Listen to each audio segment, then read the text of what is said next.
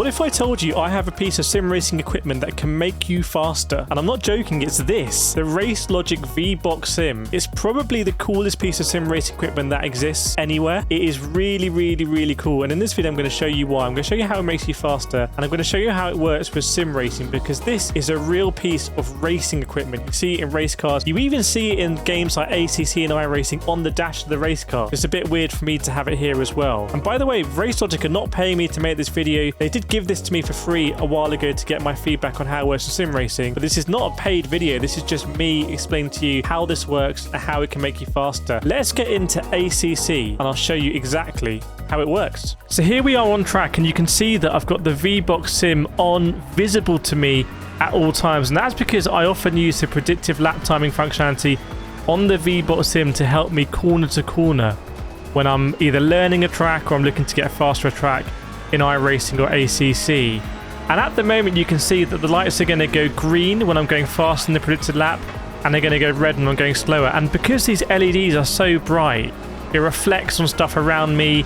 It's an instantaneous kind of reception to me of how I'm doing actually in the corner, so I can really understand when I go into a corner. I might be green on the way in because I brake later, but if I'm going to have long red out of the corner, then I'm just losing time all the way out of the corner. And because it stores it as well, it stores it between sessions. So right now on screen in ACC I don't have a predictive lap timer, but because I got the vbox sim I can get it going right away. And this is all logging into the telemetry in the background, so it's logging my steering, my throttle, my brake, and about a million more things than I need to look at. But right now when I'm out on track, you can see me on the right hand side here. I'm driving. I can kind of feel what the vbox sim is doing because of the lights. I don't need to look at it. It's not like the predict time in ACC in the top left, which you need to look at. This you can just kind of feel, and I imagine it's so bright and powerful because they use it in real race cars. So I'm going around here, and we're going to go on to a fast lap. So let's go into a fast lap here. So just zooming forward a little bit, this is going to be our fastest lap of this particular session. And you can see it's not the tidiest lap in the world. I kind of hit the apex there, running a little bit wide. Let's see what we do at Druids, the very tricky hairpin at Brands Hatch. You know, not the fastest line in the world, but it's looking pretty tidy so far.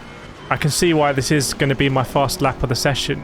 But I'm going to go through, this lap is going to happen. We don't need to watch it all, because what I'm going to take you to now is the secret sauce. This is where you can really analyze where you are gaining and losing time, and you can quite clearly see how to get faster. So let's get to the telemetry now. Right, here we are on the telemetry. Here's how you find out how to go faster, and it's probably a mess to you, so let me explain. So we got on the left hand side my fast lap from the session, that's a 27.5, and on the right hand side the blue lap we got the 28.0, I think it is, so half a second slower. But the interesting thing is that the red lap was faster pretty much only in sector 1, which was 7/10 faster. So the blue lap is actually faster on most of the rest of the circuit, which I'm going to let you in a little secret. Telemetry normally works like this. It's not the case that you compare laps of your own and one is faster everywhere than the other. It's normally one or two corners, maybe a sector that's slowing you down. And here, sector 1 is a real iffy sector, so we can have a look at that. And I've broken it down into 4 things on the graph. These are the things I find the most helpful. So you got the delta, you got a throttle, you got brake, you got steering, and you got the speed. Now, by the way, let me in the comments, by the way, if you're a telemetry expert, and make sure you like and subscribe if you like this sort of content. It'd be great to know. But the most useful one at a glance is probably speed. If you can see that one line is faster than another line in some places, you can probably then identify how you got to that position. So, for example, you can see at the beginning of turn 1, or sorry, coming out of turn 1, we are going to be faster on the red lap. And that is because when you look at the throttle and the brake, I'm just braking later. In the red lap, I'm just braking later. Now, as we go through it, I actually, as you're going to see, I hit a cone in the blue lap, a bollard, which does slow me down. But yeah, just braking a lot earlier on the blue lap. And you can see I never recover that time back. It's not a case that I braked early on the blue lap and I got a nicer exit. I think because I hit the bollard didn't really help, but I just never gained that time back. Now, I'm only going to look at one more corner in this video, this part of the video, because it's not going to go on forever. But let's have a look at Druids, the hairpin at Brands Hatch, and this is really interesting. If you're watching this right now, this is going to be super helpful for you. I think it doesn't really matter what kind of drive level you are. Have a look at my steering inputs here and have a look at the brake. So I'm braking this time on the blue lap a little bit later, but I actually make a massive error. Let me know in the comments if you can see what this massive error is. It's completely evident in the telemetry. It's so obvious in the telemetry, and it's not something that you'd necessarily pick up by just watching an onboard. So have a look at my brake on the blue lap. I'm max on the brakes. I'm max on the brakes. And I was max on the brakes on the red lap as well, but I was bleeding off. Why was I bleeding off the brakes on the red lap? Because I'm turning the wheel. Have a look at the visual images. Look how much lock I'm applying on the wheel here. And I'm still completely on the brakes in the blue lap. I'm asking the tyres to do too much. I've locked up and I've gone too deep. I needed to bleed off those brakes and just give the tyres some more grip back to do that turning. And you can see here that it ends up in a very interesting position. Because I've gone so deep on the blue lap, I'm on the throttle, I'm on max throttle earlier. So I do get a better run. You can see at the delta line here, I start to get a better run. But unfortunately, all in all, it's just massively hurt me doing that lockup. So I went through the rest of the lap, I looked at telemetry, and it was pretty clear to me that I was actually not letting the tyres do their thing. I was often applying too much lock in both laps, to be honest, and I was just understeering. So that was the real message that I took, and I went back to Brands Hatch, and let's see how I drive now.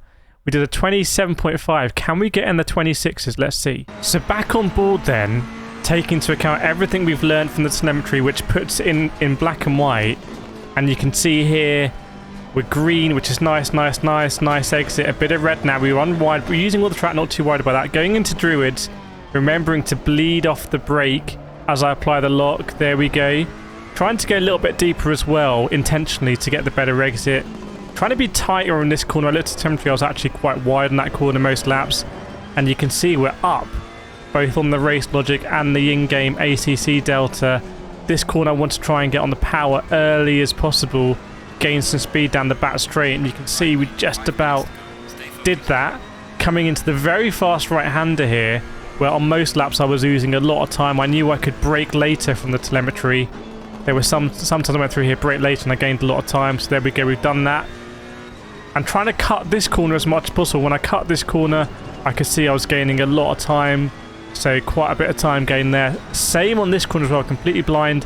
I needed the bravery just to cut it and brake late and stay on the throttle, not lift off and try and be afraid of the grass on the exit. Trying to get in the dip of this curb here, that seems to be the best line from the telemetry.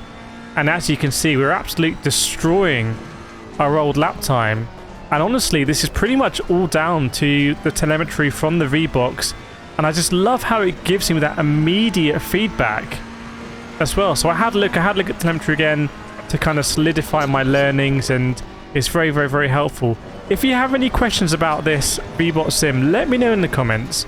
If you want me to try some stuff out with it, let me know as well. I'm very lucky to have this piece of incredibly sophisticated sim racing equipment, and you're going to see me use it more and more when I do the iRacing streams, and I'm playing ACC as well. So I hope you enjoyed this video. Please leave that like, make sure you subscribe, and thank you to all the subscribers already. I massively appreciate you.